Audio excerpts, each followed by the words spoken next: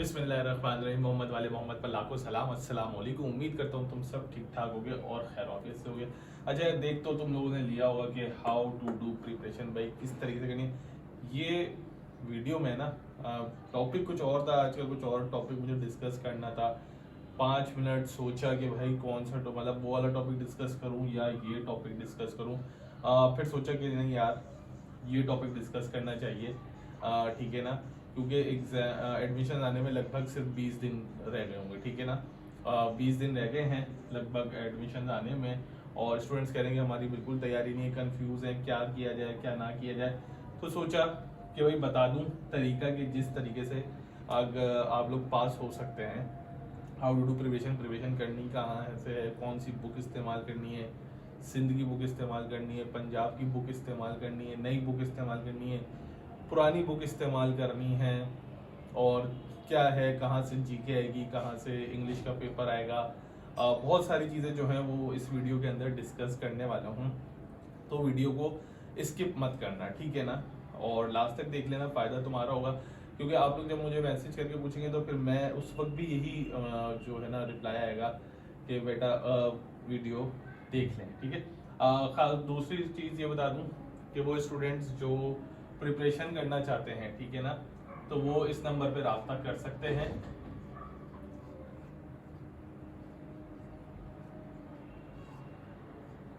60203456025735 screen के भी ऊपर भी आ रहा होगा, इस पे रब्ता कर लीजिएगा। इंशाल्लाह प्रिपरेशन कराई जाएगी, लेकिन क्योंकि वक्त बहुत कम है तो अब बहुत सारी चीज़ें हैं कि आप लोगों को PDF मतलब वो फाइल्स ढूंढना, हर सब्जेक्ट की फाइल्स ढूंढना बड़ा मुश्किल हो जाएगा। तो जिसको सिर्फ मटेरियल चाहिए वो भी रब्ता कर सकता है, ठीक है ना।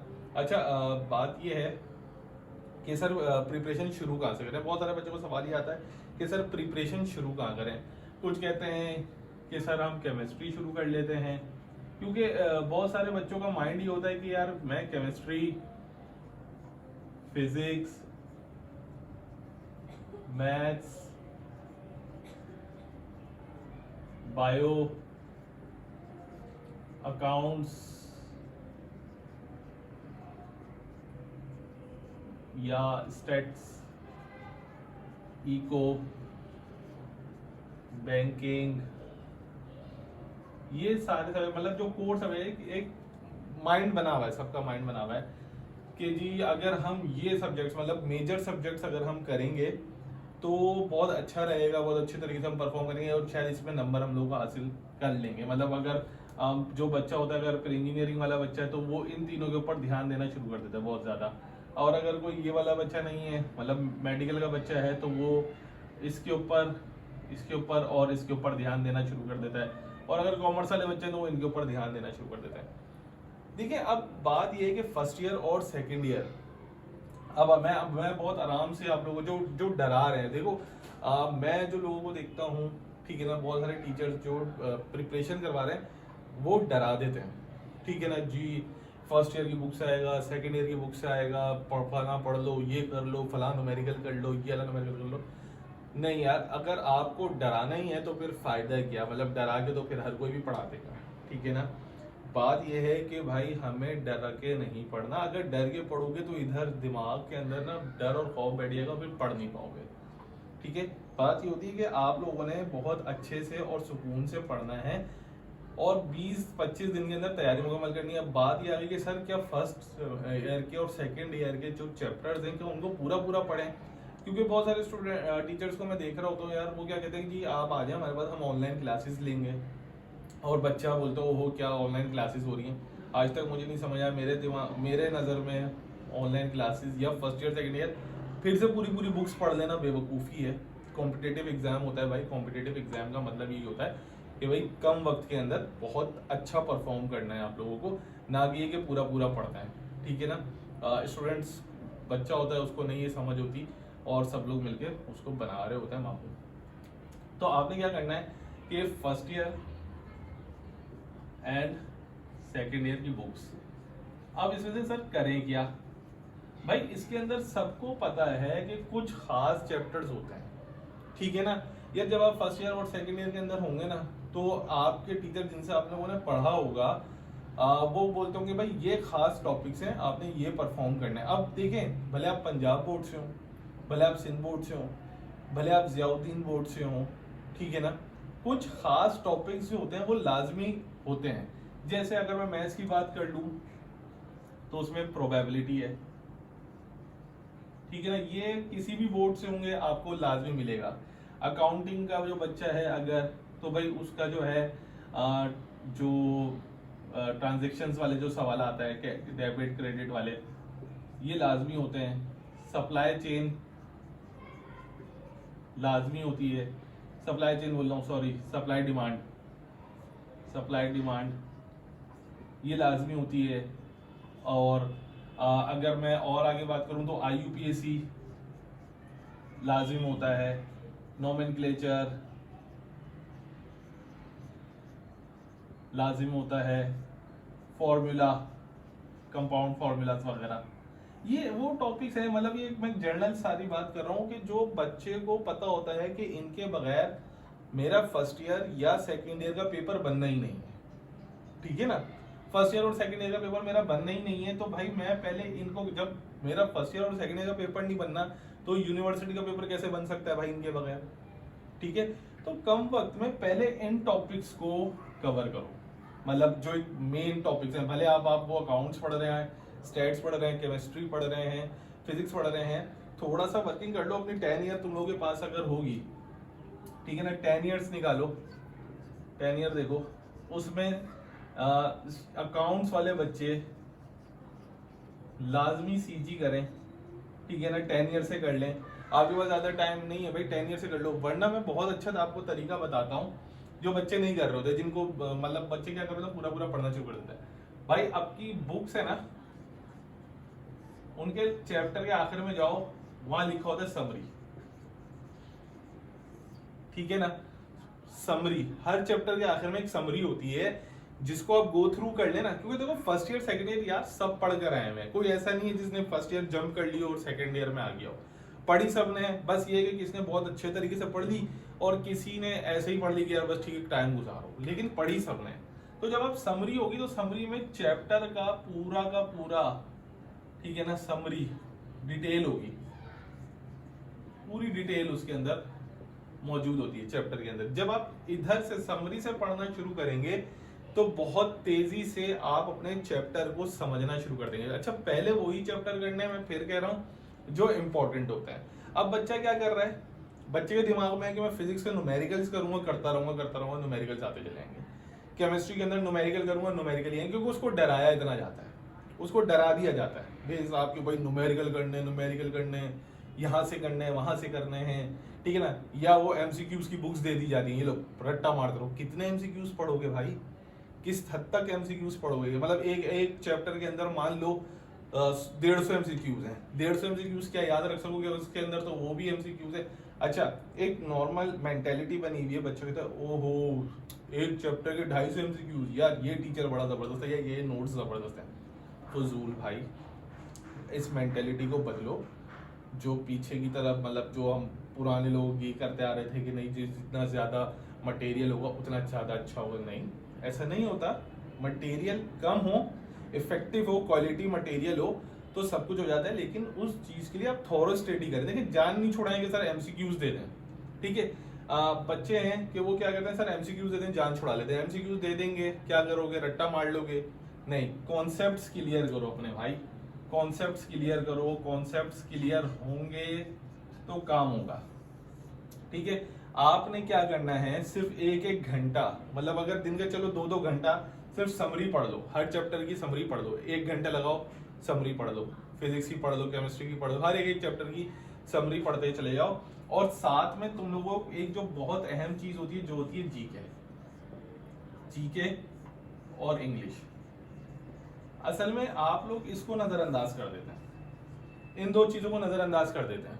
आप लोगों का सारा ध्यान इसके ऊपर होता है, इन सब्जेक्ट्स के ऊपर, ठीक है। अबे भाई अकल से काम लो। जब आप ये सॉल्व करने बैठोगे पेपर में, ये सॉल्व करने बैठोगे या ये सवाल सॉल्व करने बैठोगे, हर सवाल, हर पोर्शन में 20 क्वेश्चन होते हैं, ठीक है ना। हर क्वेश्चन के, हर उसके अंदर 20 क्वेश्चन आपको मिलेंगे, सही है। इस पोर्शन के अंदर आपको 20 क्वेश्चंस या 15 क्वेश्चंस मिलेंगे।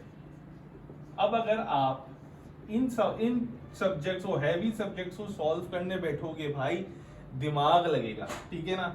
100 मिनट का आपका पेपर होगा और 100 एमसीक्यूज होंगे,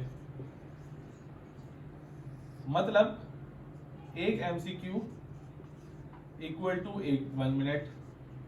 अब 1 मिनट से अगर ज्यादा आपने किसी एमसीक्यूज पे लगा दिया, उसकी कैलकुलेशन पे लगा दिया, तो इसका मतलब है कि आपने दूसरे वाले एमसीक्यूज का टाइम इस वाले एमसीक्यूज के ऊपर जाया कर दिया, ठीक है ना। तो बनिस्बत इनको ऊपर टाइम वेस्ट करने के उन चीजों के ऊपर टाइम लगा दो जो तुम्हें आसानी से हो रही हो। देखो बचपन से यही सिखाया जाता है बेटा कि वो काम करो जो पहले आसानी से कर सको, ठीक है ना। ये मत देखो, एक अजीब मेंटेलिटी बनी हुई है जी, हम हार्ड वाला पोर्शन जल्दी करेंगे ना तो पता नहीं क्या हो जाएगा, नंबर ज्यादा मिलेगा। ओ भाई नहीं, इंग्लिश, जीके, मैथ्स, क्या नाम है अपना, कंप्यूटर या फिजिक्स, ये सारी चीजें ऑलमोस्ट नंबर चाहिए ना, मतलब है नंबर से।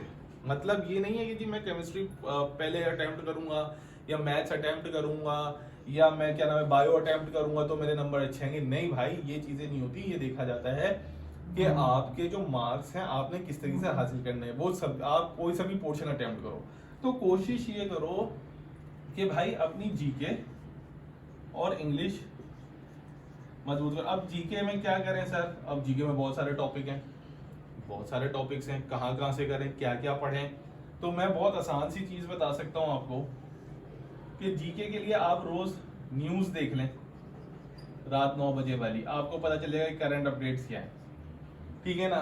15 मिनट के अंदर हाइलाइट्स पता चल जाएंगी कि भाई करंट अपडेट्स क्या है मेरी। फिर भी अगर है तो मैंने बोला कि भाई पीडीएफ ले सकते हो, उसके अंदर मेरी अप टू डेट पीडीएफ है, वो ले लो, वरना गूगल कर लो, तुम सबको पता है गूगल कर सकते हो। इंग्लिश क्या है, प्रीपोजिशंस, आर्टिकल्स, ठीक है, और क्या नाम है preposition, article, sentences, reading comprehension, ये चीजें ना। अब इसके अंदर क्या है कि जैसे ही आपके सामने सवाल आएगा, अगर आपको ग्रिप है, आपके सामने सवाल आया, आपने बगैर दिमाग लगाए टिक किया, आगे बढ़ गए, बगैर दिमाग लगाए टिक किया, आगे बढ़ गए। अब आप जो सवाल 1 मिनट एक एमसीक्यूज पे जाया करने वाले थे, वो 30 सेकंड या 20 सेकंड्स के अंदर आगे बढ़ते चले जाओगे। तो आखिर में आपके पास ये बड़े पोर्शन सॉल्व करने के लिए बहुत टाइम बच जाएगा। लेकिन अगर आपने शुरू का टाइम ही इन्हीं पोर्शंस के ऊपर लगा दिया तो आखिर में ये वाला जो पोर्शन है तुम्हारा, जो लगभग 35 to 40 मार्क्स का आएगा, इसमें घबरा जाओगे और ये गलत करना शुरू कर दोगे, जबकि तुम सिक्योर इधर से होगे, ठीक है ना। सिक्योर इधर से होना, उसके बाद एक्स्ट्रा मार्क्स के लिए इधर मूव करना है। बच्चा गलती क्या कर जाता है, वो समझता है कि मैं पहले ये अटेम्प्ट करूंगा, इधर अपना दिमाग लगाना शुरू कर देता है और फिर कहता है कि सर वो जी पेपर में टाइम कम था, टाइम लग गया। सबसे पहले कि बच्चा परफॉर्म कर रहा है, ठीक है ना, उसको टीचर्स ये नहीं बताते बेटा टाइम मैनेज कैसे करना है। हर कोई एक दौड़ में लगा हुआ है कि जी मैंने टेस्ट क्लियर करना है, टेस्ट देखें, टेस्ट क्लियर करना ही सब कुछ, मतलब ये नहीं होता कि रट्टा मारते रहो। टेस्ट वैसे भी क्लियर हो जाएगा, हर चीज हो जाती है, टेस्ट वैसे भी क्लियर हो जाता है, हर चीज हो जाती है। लेकिन हर चीज में ये होता है, देखें, हर काम करने के लिए टाइम मैनेजमेंट होता है, टाइम मैनेज करना आना चाहिए। टाइम अगर मैनेजमेंट नहीं कर सकते तो भाई आसान से आसान चीज भी तुम्हारे लिए बबाल बन जाती है, बड़ी हो जाती है। टाइम मैनेज करो, ठीक है। कौन सा पोर्शन कब अटेम्प्ट करना है ये टीचर नहीं बताते, बोलते कि हम ऑनलाइन क्लासेस ले रहे हैं, पढ़ लो हमारे पास आकर। बच्चा गधों की तरह पढ़ रहा होता है, सॉरी टू से, मतलब ऐसा अल्फाज मुझे थोड़ा सा आज थोड़ा रूड हुआ है इस तरीके से, क्योंकि मैं बच्चों की हालत देख रहा हूँ, ठीक है। वो क्या करते हैं, रट्टे मार रहे हैं। कॉन्सेप्ट्स क्लियर कर लो, टाइम मैनेज करना सीखो, टीचर को बोलो टाइम मैनेज करना बताएं, पेपर की ट्रिक्स बताएं, मुझे सॉल्व किस तरीके से करनी है, किसके एमसीक्यूज पे कितना टाइम देना है मुझे, ताकि मैं वहां जाके पैनिक ना हूं, मैं पेपर अटेम्प्ट करूं। बच्चा पैनिक कर जाता है, बोलता है ओह ये वाला न्यूमेरिकल तो मुझे आता ही नहीं है, मेरा 1 नंबर चला गया। ओ भाई ये नहीं सोचो, जो आ रहा है उसको तो अटेम्प्ट करते चले जाओ। वो एक एमसीक्यूज पकड़ के बैठा रहता है। ये नहीं करना, टाइम मैनेज करना है बहुत अच्छे तरीके से। मैंने आपको बोला कि इसके ऊपर और इसके ऊपर ध्यान दो। देखो जहाँ हजारों रुपया, लाखों रुपया, 5-5 हजार रुपए का फॉर्म भरोगे, ठीक है ना, 5,000 रुपए, 4,000 रुपए का फॉर्म भर रहे होते हो भाई, वहां पे किसी बेहतरीन बुक खरीद लो, किसी अच्छे टीचर से राब्ता कर लो, ताकि आगे कैरियर आसान हो। बच्चा क्या कर रहा है जी, मैं फॉर्म के पैसे दे दूंगा लेकिन मैं किसी टीचर को पे नहीं करूंगा, किसी अच्छे टीचर को, ठीक है ना, किसी अच्छे टीचर को पे नहीं करूंगा, किसी अच्छे बड़े से गाइडेंस नहीं लूंगा, टिप्स नहीं सीखूंगा, बस वो ये समझ रहा होता है कि यार मैं कर लूंगा। या कुछ टीचर भी माशाल्लाह ऐसे होते हैं जो स्टूडेंट्स को बता ही नहीं रहे होते कि मुझे बेटा टाइम मैनेज कैसे करना है आपको पेपर के दिमाग में, और आपको अपने आप को वहाँ पे काम डाउन कैसे करना है, पेपर में पहला पोर्शन अटेम्प्ट कौन सा करना है, दूसरा कौन सा करना है। कॉम्पिटेटिव एग्जाम्स होता है, कोई फर्स्ट ईयर सेकंड ईयर के 3-3 घंटे का पेपर नहीं होता जो आप लोग रट्टा मार रहे होते हैं चीज़ों को। तो मैं ये कहूँगा कि ये करें और इसके ऊपर ज़्यादा ध्यान दें। उसके बाद मैं आप लोगों को रिकमेंड करूँगा कि फिजिक्स जैसा पोर्शन जो होता है, जो बच्चे फिजिक्स कर रहे हैं, ठीक है ना, वो आखिर में करें। फिजिक्स का पोर्शन लास्ट में अटेम्प्ट करेगा, पहले अटेम्प्ट नहीं कीजिएगा, ठीक है, क्योंकि फिजिक्स के अंदर कहाँ से न्यूमेरिकल्स आएंगे वो आप लोगों का दिमाग ही घूम जाएगा। तो मैं कहूँगा इसको बाद में करेगा, इसको और इसको पहले कर लीजिएगा, बायो वाले पहले कर लें, अकाउंट्स वाले स्टैट्स देख लें लाजिम, इको के अपने कॉन्सेप्ट्स क्लियर करें, सीजी बहुत अच्छे से रट्टा मारें, ठीक है। ये मैं आपको बहुत चीज़ें बता रहा हूँ, लेकिन मैं आपको फिर कह रहा हूँ अगर आपके पास 10 ईयर है, 10 ईयर से पढ़ना शुरू कर दें, 10 ईयर की एमसीक्यूज पढ़ना शुरू करें, अकाउंट्स वाले 10 ईयर से पढ़ना शुरू कर दें, जीके और इंग्लिश करना शुरू कर दें, ठीक है। और इस तरीके से आप लोग अटेम्प्ट करें। इंशाल्लाह और भी वीडियोस बनाऊंगा। अगर आप लोगों को ये वीडियो पसंद आई हो तो लाजमी कमेंट करेगा, ताकि आप लोगों को और आगे गाइड कर सकूं, समझा सकूं, और दुआ गो हूँ कि अल्लाह ताला आप सबको कामयाबी दें, आप सब लोग का जो ड्रीम है, आपके वालिदैन का जो ड्रीम है वो पूरा हो। दुआओं में याद रखिएगा, अपना बहुत ख्याल रखिएगा। अल्लाह हाफिज़।